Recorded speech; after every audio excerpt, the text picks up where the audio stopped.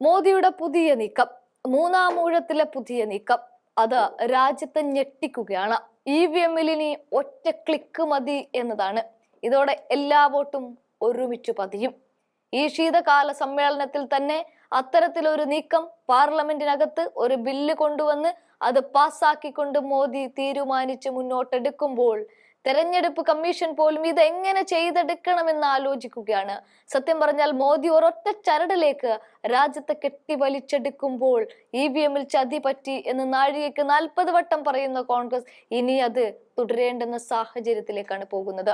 ഇന്നലെ വരെ സംസ്ഥാനത്ത് ഒരു സമയത്തായിരുന്നു തെരഞ്ഞെടുപ്പ് എങ്കിൽ, രാജ്യത്തിന്റെ ലോകസഭയിൽ മറ്റൊരു സമയത്തായിരുന്നു തെരഞ്ഞെടുപ്പ് എങ്കിൽ, പഞ്ചായത്തുകളിൽ പിന്നെയും മറ്റൊരു സമയത്തായിരുന്നു തെരഞ്ഞെടുപ്പ് എങ്കിൽ, ഇതൊക്കെ മാറിയിട്ട് ഒരൊറ്റ ലൈനിലേക്ക് കാര്യങ്ങൾ പോവുകയാണ്.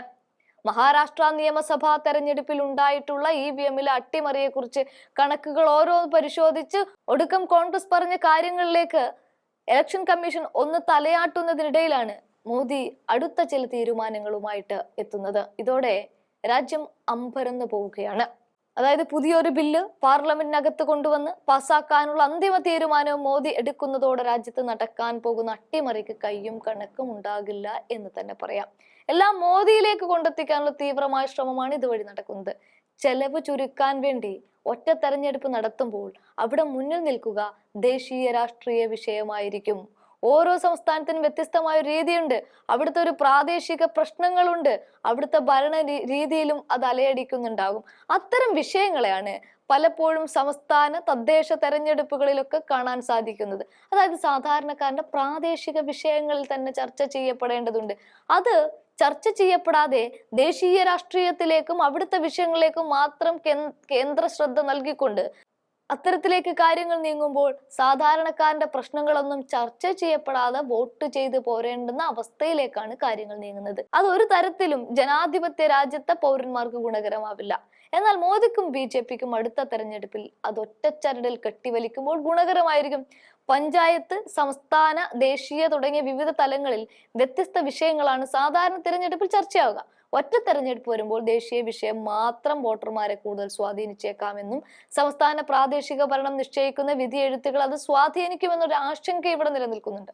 പ്രാദേശിക പ്രശ്നങ്ങൾ ശക്തമായി ഉന്നയിക്കാൻ കഴിയുമോ എന്ന ഭയം പ്രാദേശിക പാർട്ടികൾക്ക് മുന്നോട്ട് വെക്കുന്നുണ്ട്. അതായത് സംസ്ഥാനങ്ങളിലെ രാഷ്ട്രീയ പ്രശ്നങ്ങളും ആവശ്യങ്ങളും ചർച്ചയാകുന്നതിന് പകരം രാഷ്ട്രീയം കേന്ദ്രത്തിലെ പൊതുവിഷയങ്ങളിലേക്ക് ചുരുങ്ങും. ഇത് ഫെഡറലിസത്തിന്റെ ആശയങ്ങൾക്ക് വിരുദ്ധമാണ്. പലപ്പോഴും സംസ്ഥാന പഞ്ചായത്ത് തെരഞ്ഞെടുപ്പുകളിൽ സ്വാധീനം ചെലുത്തുന്നത് പ്രാദേശിക പാർട്ടികളുണ്ട്.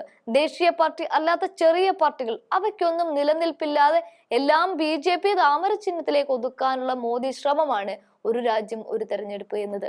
എളുപ്പമെന്ന് തോന്നുമെങ്കിലും പ്രായോഗിക തലത്തിൽ നിരവധി പ്രശ്നങ്ങളുണ്ട് ഒറ്റ തെരഞ്ഞെടുപ്പിന്. ഇത്തരത്തിൽ തെരഞ്ഞെടുപ്പ് നടത്താൻ വരുത്തേണ്ട ഭരണഘടനാ ഭേദഗതിയും നിയമ ഭേദഗതിയും നിരവധിയാണ്.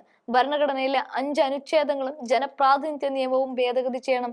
സർക്കാരുകൾ കാലാവധി പൂർത്തിയാക്കാതെ വീണാൽ എന്താണ് ചെയ്യേണ്ടത് എന്നതിനെ കുറിച്ച് ആലോചിക്കണം. ഉപതെരഞ്ഞെടുപ്പ് വന്നാൽ എങ്ങനെ നടത്തും തുടങ്ങിയ കാര്യങ്ങളിലും വ്യക്തത വരുത്തണം.